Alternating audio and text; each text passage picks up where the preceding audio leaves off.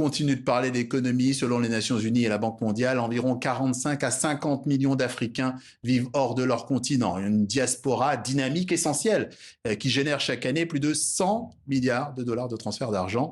Et pour parler de ces transferts de fonds, notamment, nous recevons cher Ahmed Niang. Bonsoir et bienvenue.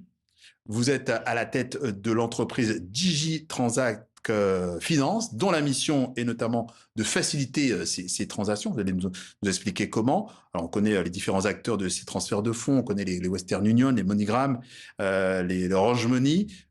Concrètement et précisément, expliquez-nous en quoi consiste le métier de DigiTransact Finance.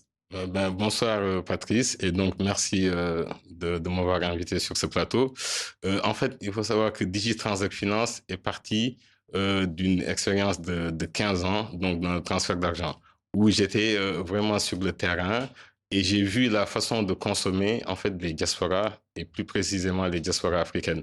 Et donc, après moi, ces 15 années d'expérience dans des grandes sociétés américaines, je me suis lancé pour créer en fait DigiTransact Finance, qui est une agence de marketing ethnique, donc qui est très peu connue en France, mais qui est beaucoup en fait connue aux États-Unis, au Royaume-Uni. Et donc en fait le marketing ethnique, c'est tout simplement avoir une approche stratégique envers les diasporas, envers des cultures, parce que derrière tout consommateur, il y a une histoire, il y a des codes et il y a des cultures. Donc, en fait, ces grosses entreprises, souvent, qui ont comme utilisateurs ou qui ont comme clients, en fait, les diasporas, des fois, ont besoin de personnes ou bien de stratégies pour mieux se rapprocher, en fait, de ces communautés-là qui demandent beaucoup plus de respect et beaucoup plus de compréhension. Justement, marketing ethnique, vous l'avez dit, c'est une donnée qui est plutôt connue aux États-Unis, moins en France. Comment se traduit cette valeur ajoutée justement pour vos clients? En fait, c'est une approche de proximité et c'est hyper important. Vous savez, Patrice, par exemple, un exemple, comment vous faites? En fait, comment je fais, c'est-à-dire je mets en place des campagnes stratégiques dans les foyers, par exemple, dans les foyers où rarement en fait les gens vont, ou dans les lieux de rencontre de la diaspora, et souvent aussi dans les événements diasporiques, pour essayer d'échanger avec eux, surtout dans la transformation digitale. Parce que ce qu'il faut savoir, c'est que le transfert d'argent a beaucoup évolué. Donc, il y a 20 ans de cela, pour envoyer de l'argent, il fallait aller à la poste, faire un mandat compte et faire la queue. Et donc, et à l'époque, en fait, je me souviens très bien, pour envoyer, par exemple, 100 € au Sénégal, on payait 20%, à peu près 19 € de frais. Et aujourd'hui, avec la transformation digitale, on peut être dans son salon en train de regarder le journal d'Afrique et en même temps faire une transaction donc en Afrique. Et donc, ce qui est hyper important, c'est que DigiTransact Finance donc a cette approche marketing ethnique, mais surtout cette approche inclusion numérique. Pourquoi? Parce que nous avons besoin d'aller rendre visite à nos tontons, aux Africains qui connaissent pas trop le digital, oui, leur montrer la façon plus simple d'envoyer de l'argent et aussi de l'inclusion financière. Parce qu'en fait, quand on fait une transaction avec des digital, ça coûte beaucoup moins cher en fait que la méthode classique. Ouais, donc, mais l'Afrique, effectivement, c'est pas un bloc identique. Vous avez parlé un peu du Sénégal. Ça veut dire qu'il faut aussi que vous appreniez, vous connaissiez un maximum de codes pour pouvoir travailler. Exactement, parce qu'en fait, nous, au sein de DigiTransact Finance, nous avons en fait des collaborateurs multiculturels. C'est-à-dire aujourd'hui, on peut aller voir un corridor, comme on dit, Guinée, et on a un Guinéen qui pourra lui expliquer de façon très simple comment on peut s'enrôler sur une application.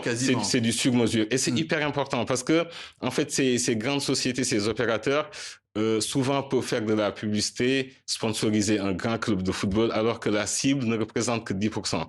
Et donc, nous, en fait, l'idée, c'est d'être vraiment au cœur de cette cible et de plus nous rapprocher d'eux. Vous savez, Patrice, le transfert d'argent en soi, c'est très difficile. Les gens qui nous écoutent, les Africains qui nous entendent savent que des fois, on se bat. Des fois, il y a derrière, c'est vrai qu'il y a une pression sociale derrière, mais c'est très difficile. Et donc, pour leur faciliter ça, ils ont besoin de plus de proximité qu'on puisse leur expliquer. Et en fait, ce qui est aussi super important, c'est que les diasporas, joue un facteur économique et joue un facteur hyper important parce que les diasporas, si vous voulez, Patrice, aident à grandir non seulement le continent d'origine, mais un deuxième continent. C'est-à-dire, il y a un pont entre, par exemple, l'Afrique et l'Europe. Moi, je donne un exemple, je veux travailler en France. Je participe, je paye des impôts, donc je participe à l'économie française. Oui. Et en même temps, j'envoie de l'argent en Afrique, par exemple au Congo ou au Sénégal, et en même temps de façon intrinsèque, donc je participe aussi à l'économie africaine. Oui, vous prenez une finance plus inclusive, plus accessible, vous appuyez beaucoup sur le numérique, vous l'avez dit, pour créer des ponts effectivement entre les familles et les petites et moyennes entreprises. Qu'est-ce que vous avez comme autre exemple concret et surtout quel impact ça a dans le prolongement de ce que vous venez de dire d'ailleurs? Vous savez, Patrice, par exemple, je prends l'exemple de la France. On envoie à peu près entre 10 et 12 milliards d'euros en Afrique par an. Donc, au-delà de cet aspect assistance familiale, il faut savoir aussi et noter que une personne sur trois reçoit de l'argent par transfert en Afrique. Mais de l'autre côté aussi, il y a des Africains qui envoient donc de l'argent en France, souvent des parents qui payent les études de leurs enfants. Et donc, des fois, en fait, il y a cette économie qui existe. Et donc, cet écosystème, en fait, nous permet de pouvoir être, donc, comme vous l'avez annoncé tout à l'heure, la passerelle entre donc, ces opérateurs-là et les utilisateurs finaux. Il nous reste plus beaucoup de temps. Un mot quand même sur les prochains objectifs. Comment vous voyez Digitransact dans 5 à 10 ans? Dans 5 à 10 ans, nous, en fait, notre principal objectif, Patrice, c'est de fédérer les forces vives de la diaspora. C'est-à-dire envoyer de l'argent, aider, c'est bien, mais nous, en fait, notre objectif, c'est que les diasporas qui envoient de l'argent puissent impacter, en fait, sur le développement et sur l'économie africaine et donc puissent vraiment savoir le sens de leurs transactions. Cher Ahmed Niang, le patron de Digitransact Finance avec nous ce soir dans ce journal Afrique. Merci d'être passé par merci le plateau beaucoup, de Patrice. TV5 Merci bien, merci.